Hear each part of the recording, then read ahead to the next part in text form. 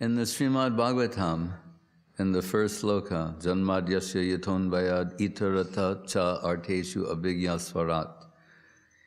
Itaratas word is used there, and later it appears in the so-called 4 nutshell slokas of the Bhagavatam in the second canto. And what we can say in this regard is that everyone is either directly or indirectly searching for Krishna. В самом начале Шримад-Бхагаватам, в самой первой шлоке, используется это слово «итараташ». И далее это же самое слово используется во второй песне Шримад-Бхагаватам, в так называемых 4 главных шлоках Бхагаватам, где изложена вся суть в 4 стихах.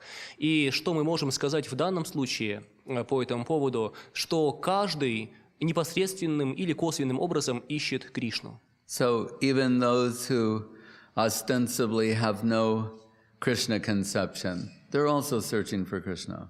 Даже те, кто, казалось бы, ничего не знают о Кришне, даже они ищут Кришну. People are looking for the best of some particular thing.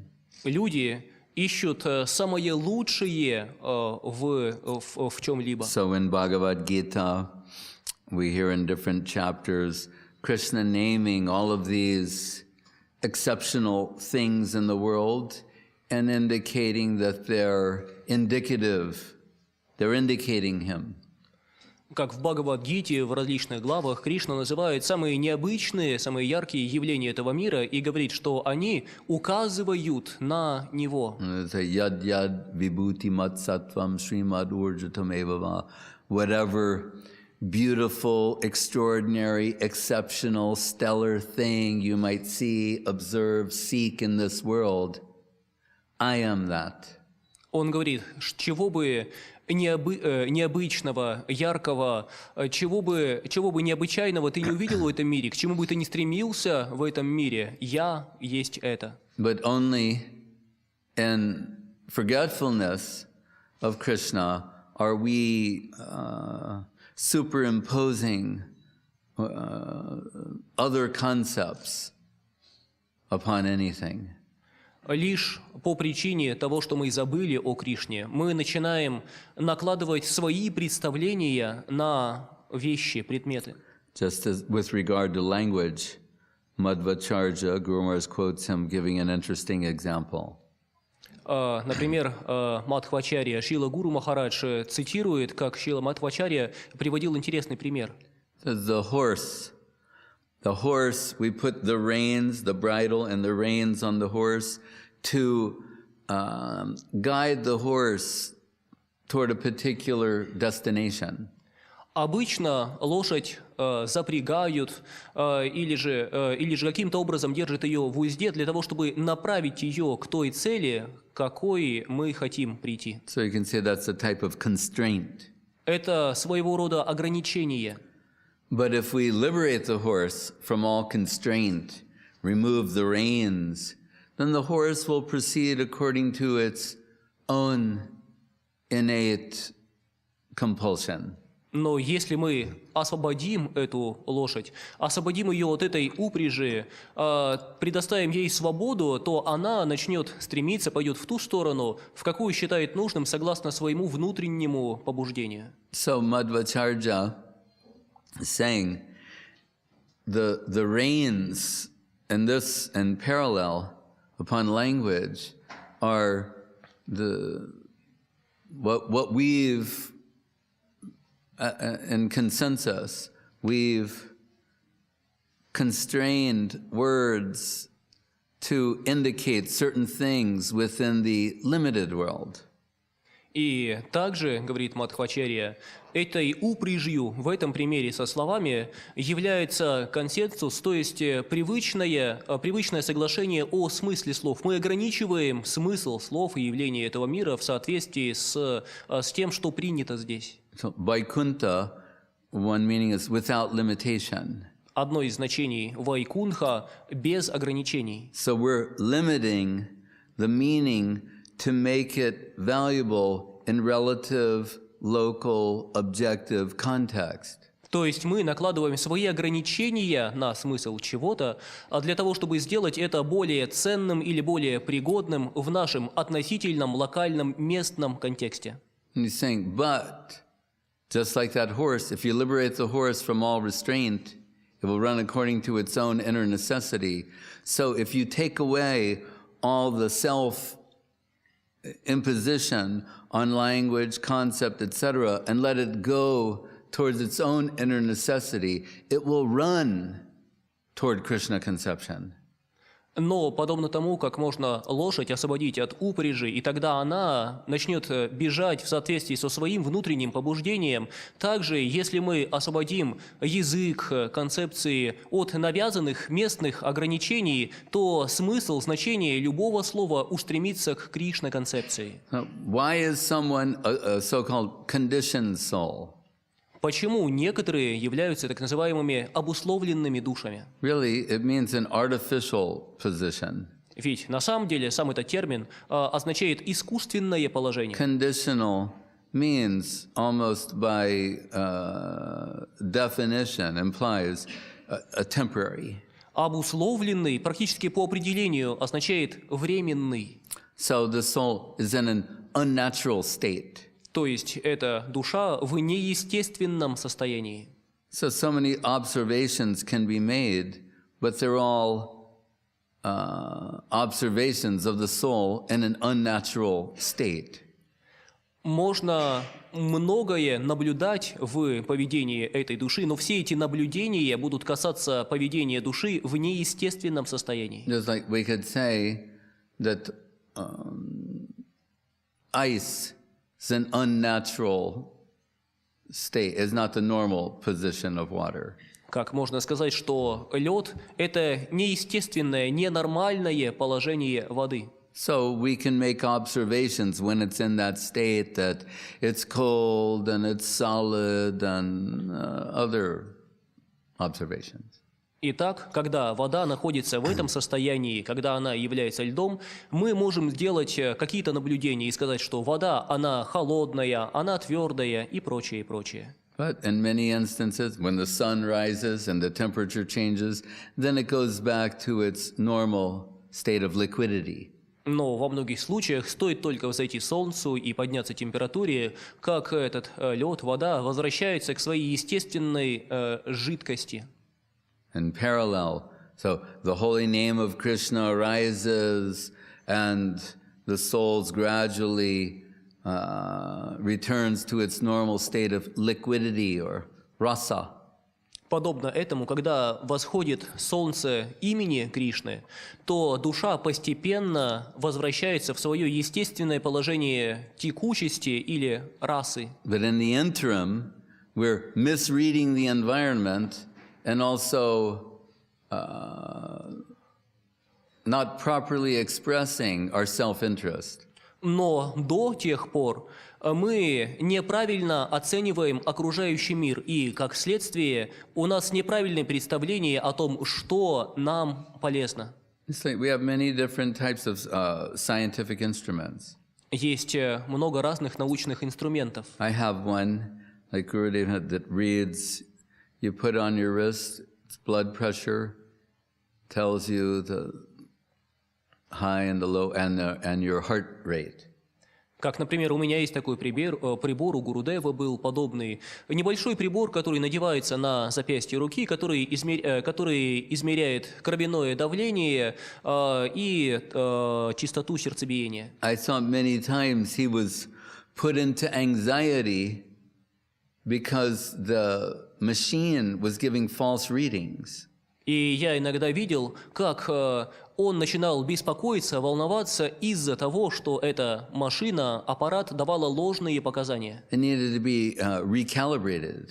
Нужно было откалибровать. So the Bhagavatam says, Bhayam datiya binibeshi tatshad ishad apet viparyayo smriti. What is the cause of our present anxiety is miscalculation. Также Бхагаватам говорит, причина наших нынешних беспокойств, тревог – ложный расчет. Separate interest. отделенные стремления. Misconceiving that we'll find self-fulfillment independently of Krishna connection. Ложное представление, что мы можем быть счастливы без связи с Кришной. So then we're falsely reading the environment. И тогда мы ложным образом воспринимаем окружающий мир. Finding it inimical to our existence at every step. И тогда мы видим, что окружающий мир враждебен самому нашему существованию на каждом шагу. And this is the cause of anxiety. А это приносит беспокойство. So we need to be, the false reading, we need to be recalibrated. И поскольку мы неправильно воспринимаем окружающий мир, необходимо нас откалибровать. To recalibrate, the markers are sadhu, shastra, guru, vaishnav. Перекалибровать наше восприятие по реперным отметкам, по эталонам садху, шастры, гуру, When вайшнава. we align ourselves with these markers, then we can begin to read the environment properly. Когда мы перекалибруем себя в соответствии с этими метками, тогда мы начнем воспринимать окружающий мир правильно. And understand, although Krishna may be the Asurakula Nashana, he may be inimical toward the Asuras, he's the dearmost friend of every living being. И тогда мы поймем, что хотя Кришна может быть и асура кула нашана, то есть враг асуров, демоничных живых существ, но он лучший друг всякого, живого существа. Suhridam sarvabhutanam. He's the dearmost friend of everyone. Он самый дорогой друг каждого. So although the environment may appear to be inimical, that's not that we should interpret that Krishna is inimical toward us. Поэтому даже когда окружающий мир кажется нам враждебным, нам не следует заключать из этого, что Кришна нам враг. I remember when there was the tsunami in Malaysia or Indonesia, that part of the world, I forget the exact. Помню, когда было цунами, где же оно было, то ли в Малайзии, то ли в Индонезии. And repeatedly some things like that happened. Снова и снова происходят подобные случаи. And there was a big headline saying, does God not like these people? И помню, был один громкий заголовок.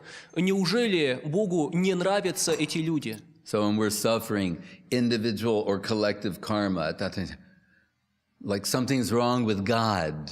Когда мы страдаем от последствий индивидуальной или коллективной кармы, мы начинаем думать, что-то не так с Богом. We don't want him to interfere with our independence, but when there are impending karmic reactions or the fruit of karma is upon us, at that time we're saying, what's wrong with God?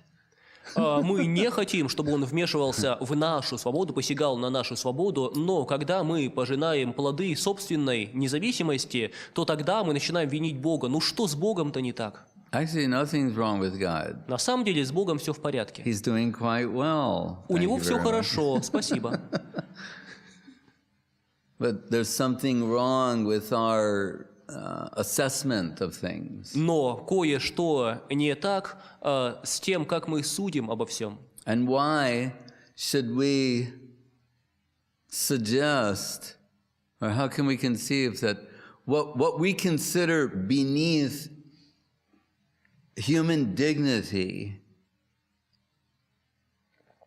like we wouldn't do, people speak very indignant, they wouldn't do such a thing, but God, they will accuse of doing such things. И как мы можем даже предполагать, что поведение, которое недостойно даже человека, любой человек с негодованием отвергнет обвинение в том, что он обладает такой природой, но мы с легкостью обвиняем Бога, что он поступает столь недостойно. That's what Srila Saraswati Thakur used to refer to as a poor fund of knowledge.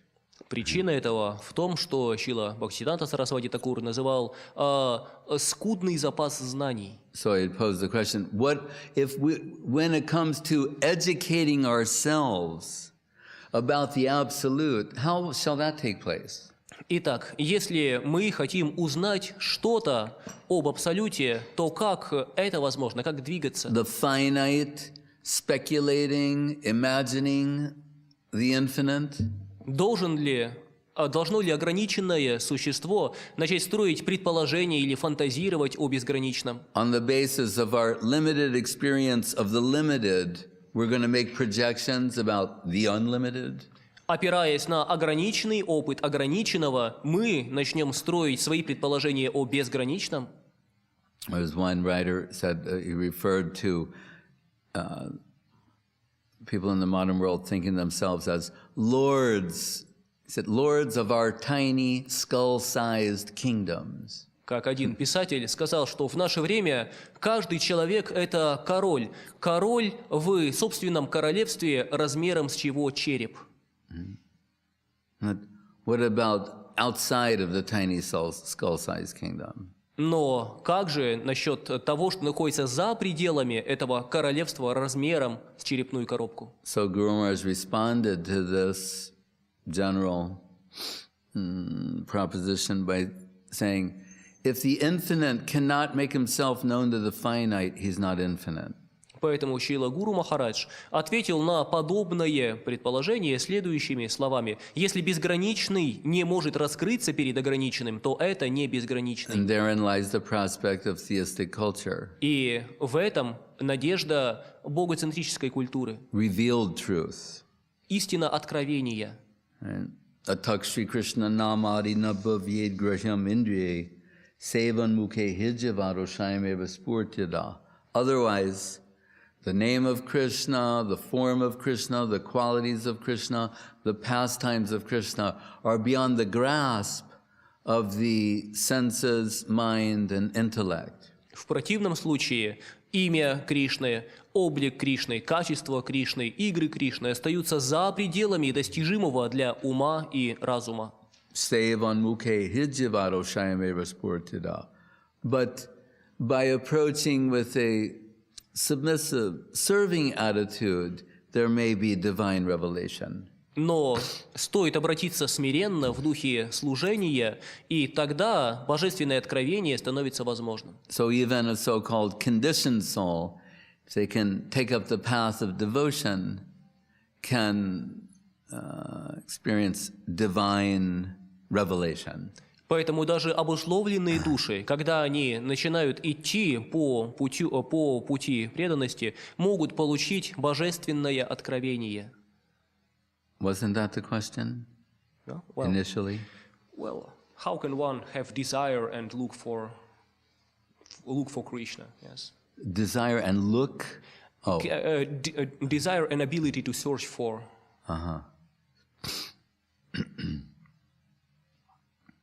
We are informed by Sadhu, Shastra, and Guru and Vaishnav what it is we're searching for.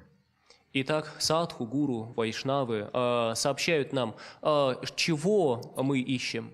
It's like we hear Dhruva Maharaj, when he was a child, he is playing on the lap of he went to the father, the king, and understood in a very abrupt and traumatic way that he was actually the son of a maidservant and an envious co-wife of the king said, you have no right to be on his lap. Как, например, Dhruva Махарадж. Он был ребенком, играл. Однажды, придя к своему отцу, его отец был королем, однажды, придя к своему отцу и надеясь сесть к нему на колени, он вдруг узнал, причем очень жестоким, драматическим образом, что на самом деле он сын служанки. И поэтому одна из завистливых жен короля сказала Друе: «Ты не имеешь права сидеть на коленях своего отца». And this really gave a slap to his ego. И это был очень сильный удар по эго Dhruva He went to Махараджа. his mother to find out the situation. She explained everything. И он пошел к маме для того, чтобы узнать об этом положении, и она все ему объяснила. He's learning the hard facts of life at 5 years of age. Он начал знакомиться с суровой правдой жизни в 5-летнем возрасте. But he's an extraordinary personality. Но он был очень необычным человеком. So he thought, he heard about his father's kingdom, Brahma's kingdom as the Lord of the universe. He said, I want a greater kingdom than that. Он слышал о королевстве своего отца, он слышал о королевстве Брахмы, Творца Вселенной, и он сказал, а я хочу, чтобы у меня было королевство еще больше. She said, no one in this world can give you that. Его мама ответила, никто в этом мире не может дать тебе этого. Said, anyone can give? She said, yes, God. Ну, хоть кто-нибудь может мне это дать? Она ответила, да, Бог. And Jimmy said, where is this God? Ну, хорошо, где этот Бог? And his mother is very simple-hearted Vaishnava. She said, I hear the great saints and yogis, they find him in the forest. И его мама, будучи простосердечной вайшнави, ответила, я слышала, что великие мудрецы и йоги находят его в своем сердце в лесу. It's like Devashish Prabhu was at some place in England where they met some Christians, and the Christian man was telling the father and the child, like, you've got to find the Lord. And the child said, he's in our house, because they had deities. Девашиш Прабху из Англии однажды рассказывал такую историю. Однажды они были в каком-то районе, где активно проповедовали христиане. И христианские проповедники обратились к одному ребенку, который вырос в семье преданных. «Ты должен искать Бога, ты должен найти Бога». На что ребенок, недоумевая, посмотрел на них. «А что его искать? Он там, у нас, дома, поскольку в семье у его родителей были божества». You should come over sometime. Заходите как-нибудь. And see the Lord. Увидите Господа. Can find him, he's there 24/7 at our house. Всегда можно найти круглые сутки, 7 дней в неделю у нас дома. But so Dhruva Maharaj, he went into the forest, and he's very serious, and we're told the sage Narada comes and gives him some bhajana kriya, some spiritual practices. Итак, Dhruva направился в лес и там сидел, медитировал с очень серьезным видом. И тогда Нарада, небесный мудрец Нарада, пришел к нему и дал Dhruve баджана крию, то есть духовную практику. And Dhruva is so serious and qualified. He's doing many different types of penance and austerity. And at one point we're told his breathing, he regulates it to such a degree that it starts synchronizing the universal breathing. И Dhruva тогда начал практиковать, но он был настолько серьезен и настолько способен, что начал совершать различные аскезы и эпитимии, и был настолько успешен в этом, настолько успешен в обуждании собственного дыхания, что через некоторое время, контролируя собственное дыхание, он начал контролировать, синхронизировать его со вселенским дыханием. And he begins to see the Lord appearing on the lotus of his heart. И также он начал видеть, что сам Господь появляется на лотосе его сердца. He has this extraordinary vision of the beauty of the Lord in the heart appearing on the lotus of his heart. Он увидел это необычайное зрелище, как сам Господь явился на лотосе его собственного сердца. And then suddenly the vision vanishes. Но внезапно картина исчезла. And he opens his eyes and sees that the Lord is standing in front of him. Он открыл глаза и увидел, что Господь стоит прямо перед ним. And he makes the famous statement, he says, my Lord, and now in retrospect, considering what his initial quest was and approach, he said, and what he sought as a goal, he said, I was searching for shards of glass, broken pieces of glass, and now I've found the most valuable gem. И тогда Дхрува произнес знаменитые слова. Размышляя о том, какова была его изначальная цель, ради чего он делал все это и что он обрел сейчас, он сказал: «О мой Господь, я искал всего лишь незначительные обломки стекла, всего лишь стеклышки, но в результате обрел несравненное сокровище Тебя». So the Bhagavatam says, akama sarvakama mokshakama udaradi tivrena bhakti yogena yajeta purusham param. Whether you are desireless, full of desire, seeking liberation, whatever your position is, approach Krishna. И поэтому Бхагаватам говорит: в каком бы положении ты ни был, свободен ли ты от желаний, или ты полон желанием, или ты желаешь освобождения, в любом случае ищи Кришну. And gradually, by the grace of his devotees, as you come and near connection with Krishna, all the ulterior motives, they fall away. И постепенно, благодаря соприкосновению с преданными Кришны, в процессе движения по этому пути все остальные желания, побочные желания, сами собою отпадут.